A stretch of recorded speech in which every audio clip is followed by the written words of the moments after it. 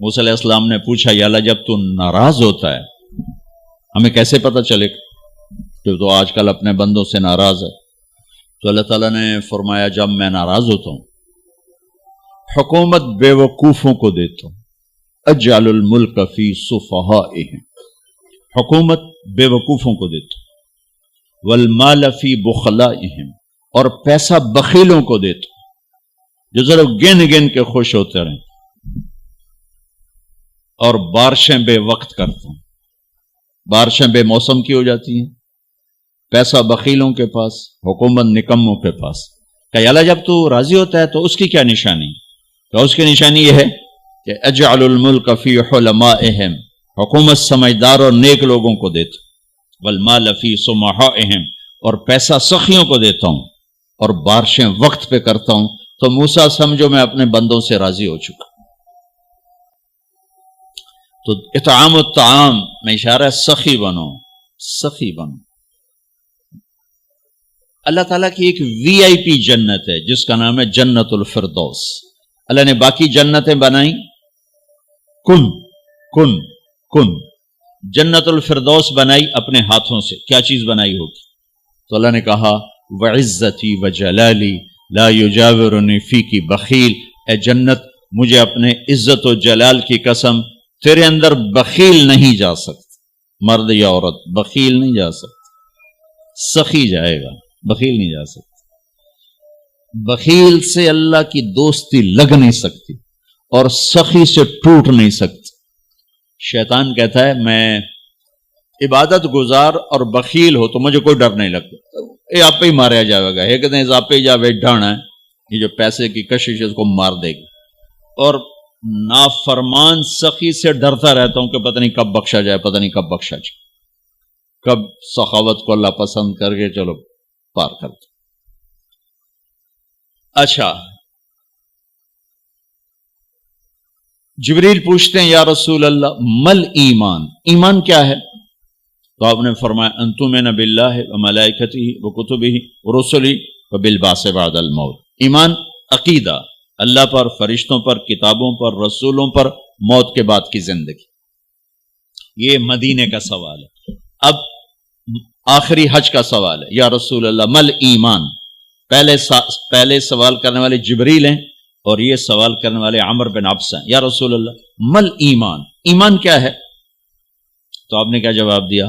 الصبر والسماحہ، الصبر والسماحہ۔ اب چھت بتا رہے ہیں کہ ایمان یہ ہے صبر کر اور معاف کر، صبر کر اور معاف کر۔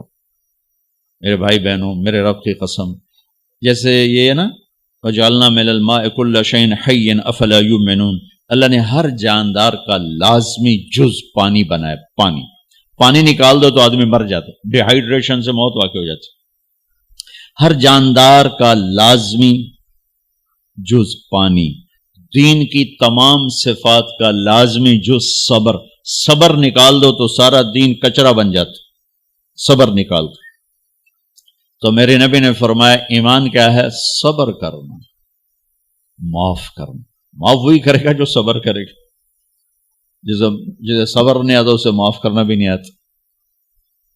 تو ایمان قیامت کے دن اعلان ہوگا صبر والے کھڑے ہو جاؤ، تھوڑی سی جماعت کھڑی ہوگی، بلکہ چلو جنت میں جاؤ۔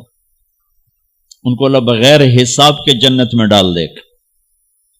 اور جب آپ صبر کرتے ہیں تو ایک طاقت بنتا ہے، لوگوں کی منفی چیزوں کو آپ اپنے اندر سہتے ہیں، برداشت کرتے ہیں۔ صبر اس کو پروسیس کرتا ہے، پھر وہ طاقت بنا کے آپ کے اندر سے باہر پھینکتا ہے، جو پہاڑوں میں سوراخ کر دیتی ہے اگر ہم صبر کرنا سیکھ اور معاف کرنا سیکھ۔ 21 برس قتل کرنے والوں کے منصوبے بنانے والے اہل مکہ، آپ نے ایک بول پہ فرمایا جاؤ معاف کی۔ کمال، 21 برس قتل کے پیچھے پھرتے رہے۔ جنگ خندق کے فوراً بعد مکہ میں قحط آ گیا، تو ہمارے نبی نے 300 دینار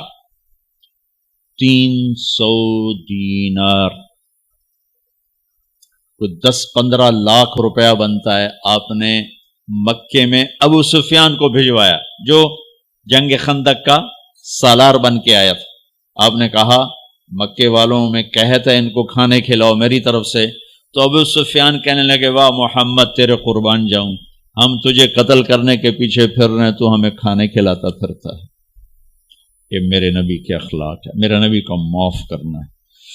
آپ سوئے ہوئے ہیں، آپ کی تلوار اٹھا کر ایک بدو نے آپ کے پسلی میں ماری، آپ اٹھ کے بیٹھ گئے، تو کہنے لگا کون بچائے گا، یعنی میں تیار ہو جا، تو آپ نے کہا اللہ، آپ نے کہا اللہ، تو اس کا ہاتھ کانپا اور تلوار گر گئی۔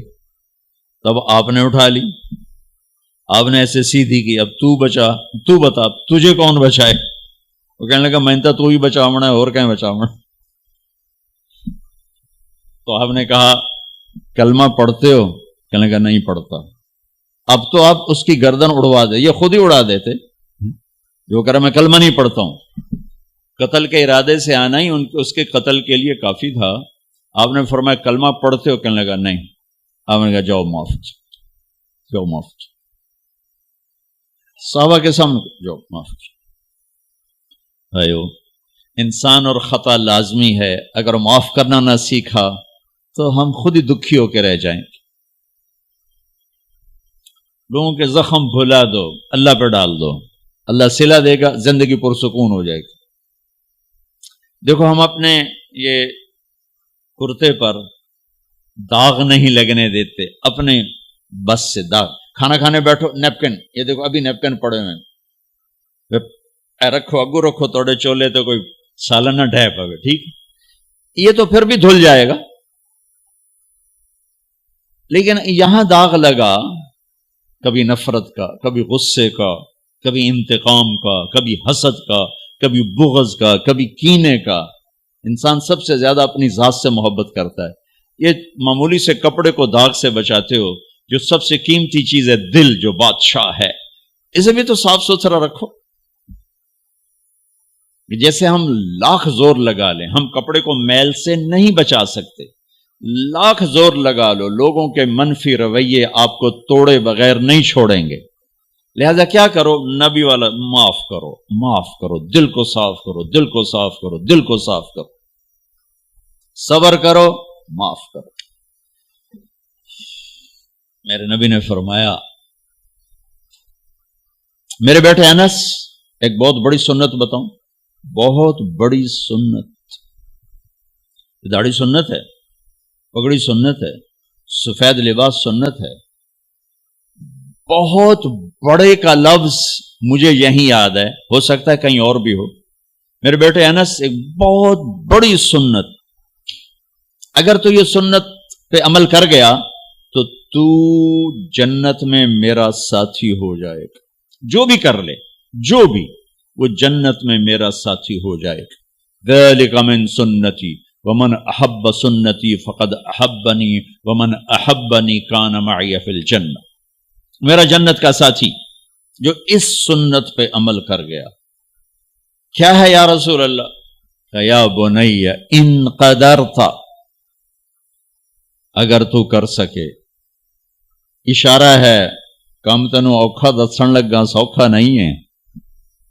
ان قدرت، اگر تو کر سکے، ان استطاعت، دو لفظات کہ بیٹے کام اوکھا ہے، لیکن دیکھو تمہیں ملے گا کیا؟ جنت نہیں، جنت میں نبی کا پڑوس ملے گا۔ ایڈا وڈا کام تیرا نا، دیکھو نا 4-5 لاکھ نالتا اتنے ہوں ایک گز نہیں لبدا، تو کوئی بندہ بوجھ پا کے آج لاکھ روپے دا 2000 گز دا بنگلہ لے دیو تو اکثر پاگل خانے گلو ہے۔ جنت کا مل جانا بھی بہت بڑی بات ہے، پر جنت میں نبی کا ساتھ ملنا کوئی سوکھا کم تو نہیں ہوگا، ہے کاری تو پسینہ آئے گا۔ آپ نے فرمایا بیٹھے ان قدرتا، زور لگے گا، ان تصبح و تمسی، ساری زندگی کرنا پڑے گا، ساری زندگی کرنا پڑے گا۔ داڑھی تو ایک دفعہ رکھ لی ہے، تھوڑی صفائی ستھرائی ہے، لیکن یہ روزانہ کرنا پڑے گا، صبح شام کرنا پڑے گا، ساری زندگی کرنا پڑے گا، اور تو اس میں تھکے گا۔ کیا ہے؟ وَلَيْسَ فِي قَلْبِكَ غِشٌّ لِأَحَدٍ فَافْعَلْ، صبح و شام اس دل میں کسی کی نفرت نہ آنے دینا، کسی کے لیے بغض نہ آنے دینا، کسی کا کھوٹ نہ آنے دینا، کسی سے کینہ، غش، سارے الفاظ کو اپنے اندر سمیٹے ہوئے. اور میرے نبی کی عجیب بات، لے احد، لے احد، لے احد، کسی بھی انسان، مسلمان نہیں کہا، مومن نہیں کہا، نیک آدمی، نیک عورت نہیں، کسی بھی انسان، لے احدن. آج لے احد 7 ارب انسانوں پہ بولا جا رہا ہے. میرے نبی فرما رہے ہیں میرے بیٹے، دنیا کے تمام انسانوں سے دل صاف رکھنا. کیا ہوگا؟